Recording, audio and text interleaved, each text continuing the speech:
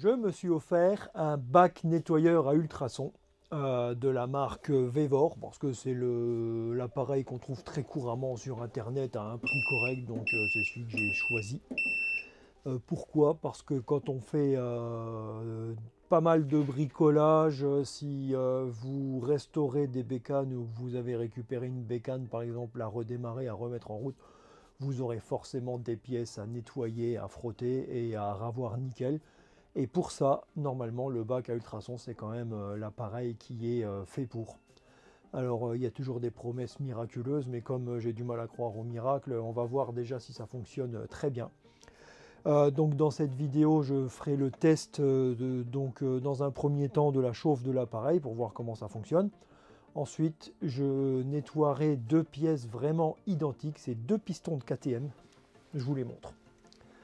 Deux pistons de KTM qui ont le même nombre d'heures, 80 heures, c'était sur une 200 KTM pour être précis, qui sont crades tous les deux pareils, qui sont vraiment kiff kiff. Il n'y a franchement pas de différence entre les deux au niveau de la saleté, au niveau des restes gras, du noir qu'il y a dessus. Et pourquoi deux? Parce que je vais utiliser deux produits différents. Donc le premier, c'est la marque Delwing. C'est le nettoyant le plus courant qu'on trouve sur Amazon. C'est un nettoyant qui est adapté aux pièces mécaniques et tout ça. Donc on va essayer ça. Et le deuxième produit que je vais essayer, qui est préconisé sur le site de Vevor, c'est du chlorure de sodium, plus communément appelé du sel. Donc je ferai un mélange avec de l'eau et du sel.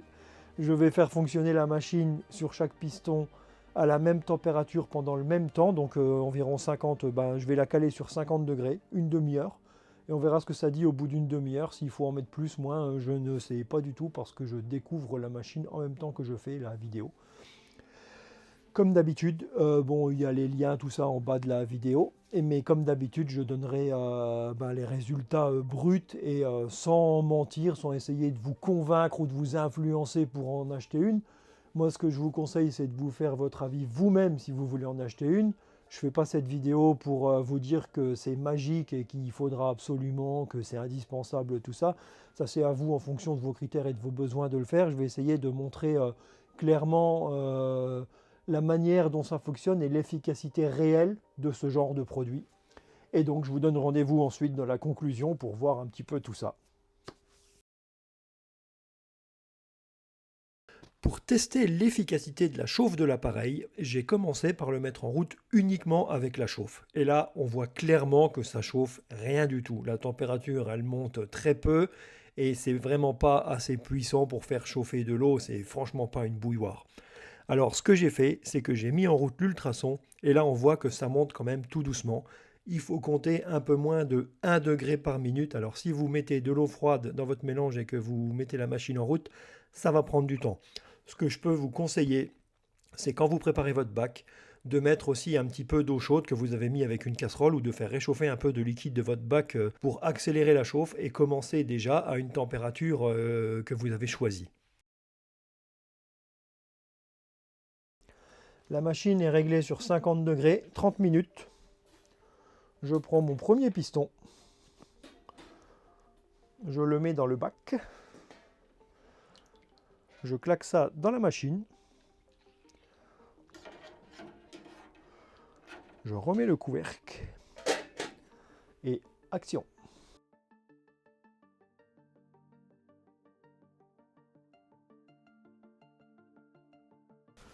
Premier nettoyage de 30 minutes. Suspense.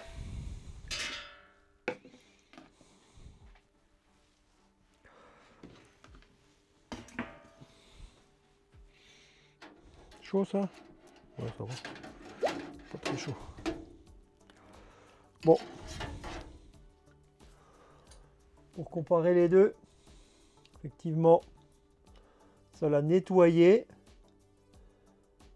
mais ça n'a pas miraculé. Hein? On voit quand même que les traces de nettoyage, c'est quand même flagrant que c'est nettoyé un petit peu. Ça a enlevé des plaques. Maintenant, c'est pas... Ouais. On va essayer de lui refoutre une demi-heure. On va monter la température. Tiens.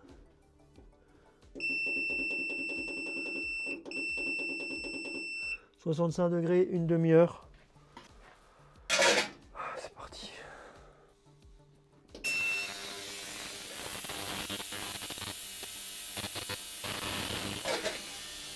C'est la fin du deuxième bain. On va choper ça. Petit à petit, ça revient. On voit quand même, c'est chaud. Hein. Bon, il craint plus rien celui-là. Il est bien revenu. C'est quand même de la sacrée calamine qui est dessus. Hein. Et on voit que petit à petit, on arrive à la prendre, quoi, hein, la calamine. Hop. Voilà, on voit que petit à petit, la calamine, elle arrive à venir. Donc effectivement, comparé à, je vous rappelle, le deuxième piston qui est censé être pareil, on voit que bon, voilà. Le but, c'est quand même de montrer jusqu'à quel point on peut nettoyer. Je ne sais pas si on pourrait le revoir neuf, celui-là. Mais voilà, on arrive quand même à enlever de la calamine que sinon on n'enlèverait pas. Pour mon deuxième essai, je vais utiliser une recette un petit peu personnelle, c'est-à-dire que comme le site Vevor préconise ou du produit ou du chlorure de sodium, c'est-à-dire du sel, moi j'ai du gros sel, j'ai regardé la composition du produit que j'ai acheté sur Amazon et dans cette composition il y a évidemment du chlorure de sodium et du comment ça s'appelle, de l'acide citrique, autrement dit du citron. Ce que je faisais avant quand j'avais des carbus à faire, des trucs comme ça, je prenais une vieille casserole, je foutais ça sur le feu avec de l'eau chaude limite bouillante et puis dans un bain avec du citron. Donc je vais faire une recette absolument approximative. J'ai mis de l'eau chaude, on va lui mettre un peu de sel. On va lui mettre une petite dose de citron. Crac. Et enlever ses pesées. Le sel fond. Le sel se dissout. Et dissout, c'est pas cher. Oh vache. Alors, qu'est-ce que ça dit ? On sort la pièce.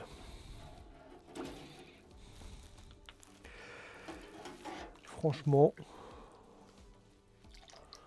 ouais. Si je prends l'autre piston, on en a enlevé un peu moins sur le dessus, un peu moins de plaques, mais sur le tour, pas trop mal, effectivement. Peut-être même... ouais, c'est pas dégueu. C'est au moins kiff-kiff. Je remets ça dedans. Et c'est reparti pour une demi-heure en montant la température. Hop. On verra bien.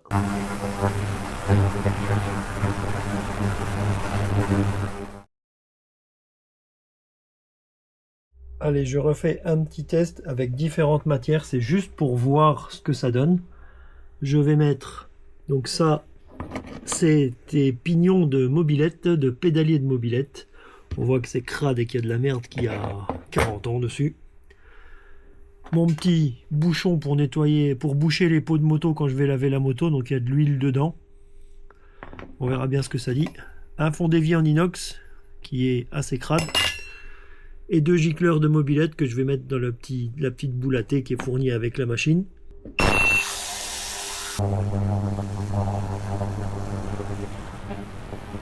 Le suspense de la fin.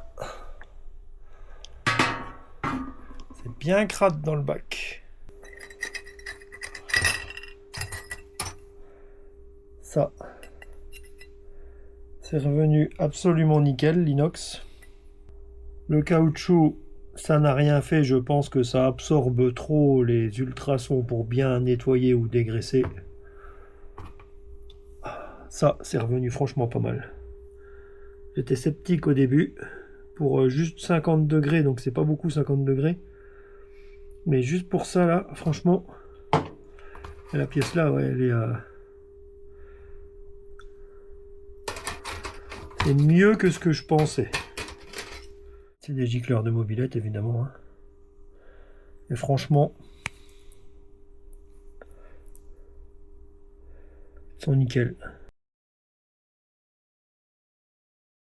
Nos nettoyages sont terminés.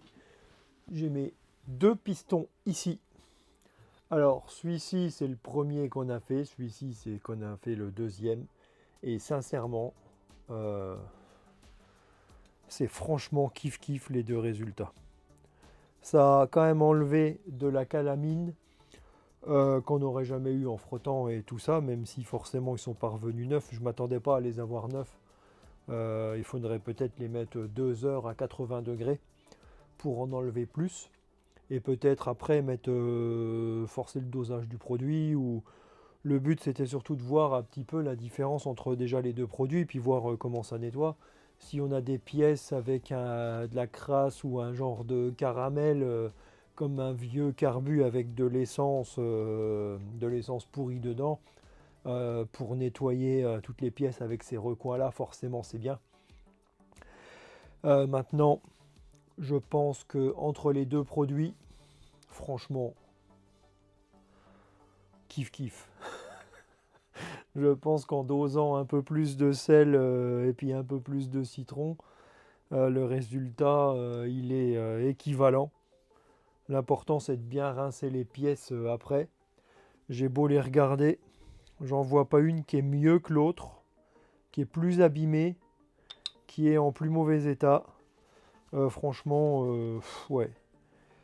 Je ne vois pas trop de différence. Les 2, elles sont quand même revenues pas mal. Et franchement, ouais, il y a même peut-être plus de traces d'acidité sur le piston. Le piston qui a été fait avec le produit industriel. Bon, l'autre piston, je l'ai essuyé tout de suite, je lui ai mis un coup de chiffon. Mais franchement, ouais, entre les 2, je ne pencherai pas spécialement pour le produit industriel. Donc sincèrement, si vous faites un mélange qui coûtera rien du tout avec de l'eau chaude, du chlorure de sodium et de l'acide citrique, autrement dit du citron et du sel, je pense que ça marche très bien aussi. Sachant que je vous rappelle qu'avant d'acheter une machine à ultrasons, casserole, eau chaude, citron, un coup à bouillir comme ça, les pièces j'arrive à les ressortir pas trop mal. L'avantage de l'ultrason, c'est qu'on arrive vraiment dans des petits recoins, quoi. Donc pour moi, est-ce que vous devez acheter ça? Non, vous ne devez pas, sauf si vous restaurez une bécane ou que vous faites pas mal de mécanique. Oui, si vous avez des pièces régulièrement à nettoyer, des carbus à faire régulièrement, une machine comme j'ai acheté de 10 litres, on peut raisonnablement y mettre un double carbu d'un bicylindre, ça doit passer. Après, si vous voulez faire des rampes de carbu de 4 cylindres, il faudra une machine plus conséquente. Maintenant, pour environ 100 € ce genre de machine, je pense que c'est un investissement qui est intéressant pour les gens qui bricolent quand même pas mal et qui font un petit peu de restauration, de mécanique, de rénovation et tout ça, de boulot mécanique où on a vraiment besoin de nettoyer des pièces. Voilà, je pense que le plus important c'est d'avoir une eau bien chaude et avec l'expérience de gérer la chaleur de l'eau. Si c'est des pièces plus fragiles, de mettre peut-être un peu moins chaud, et si c'est des pièces purement mécaniques, de mettre bien chaud et surtout de tout de suite les rincer pour éviter les traces qui peuvent être dessus, quoi. J'espère que cette vidéo elle a pu être utile. Si vous vous posiez des questions à ce sujet ou si vous envisagez d'acheter une machine, j'espère pouvoir avoir répondu à vos questions. Si vous en avez, n'hésitez pas à les mettre en commentaire. Encore une fois, on en discute comme d'habitude. Et à bientôt sur la route. T'occupe, roule. Ciao.